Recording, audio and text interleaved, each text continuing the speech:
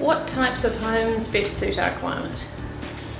According to the CSIRO and Experimental Building Station and various other researchers, for a warm, humid climate zone, which is what this zone here is, the best type of house to have is a lightweight house, stud frame and what have you, but well insulated.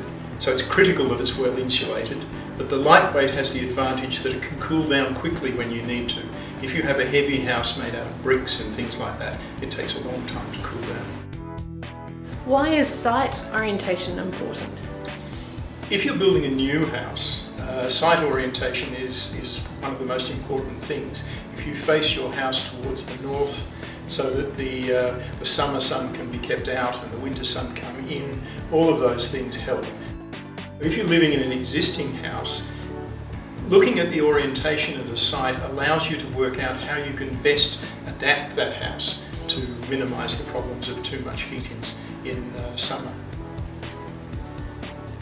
What are the benefits of making your home energy efficient? I think one of the biggest benefits of making your home energy efficient is it's going to be cheaper to operate, as well as being probably more comfortable and knowing that you're contributing to improving the environmental situation. But I also think there's been a very big shift in the market. I think people are now starting to look for houses which are cheap to run, which are efficient and comfortable. And so I think the value of a house, the saleability of the house will improve too. How can we control our home on a hot day? There is no point in having a house that's beautifully insulated if you leave the windows wide open, no curtains drawn, the sun pours in and heats the house open. So on a really hot day, the first thing Cindy and I do is we go around the house before it starts to warm up and we shut all the windows and we shut all the blinds. Now, I've had a few people sort of say, well, that would make me feel so claustrophobic. But the reality is, it means we've got a nice cool house. What have you done at your place to save water? Because we've got a reasonably large block, we're about 3/4 of an acre, we were able to put water tanks on of quite significant size. We've got 30,000 litres of water. We haven't paid a water bill now a significant water bill now for 3 years. We basically run off the water that we capture off our own house. What have you done with solar panels at your place?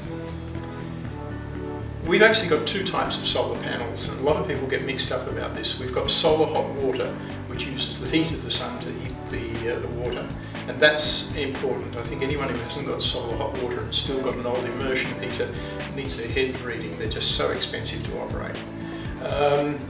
The other type we've got is the photovoltaic system, where we're generating electricity. We're generating up to 2 kilowatts of electricity on the place, and we try and use our electricity during the day when the photovoltaic system's operating most efficiently. Things like washing and that sort of operation you just use when the photovoltaic system's operating. We haven't paid an electricity bill now for nearly 3 years.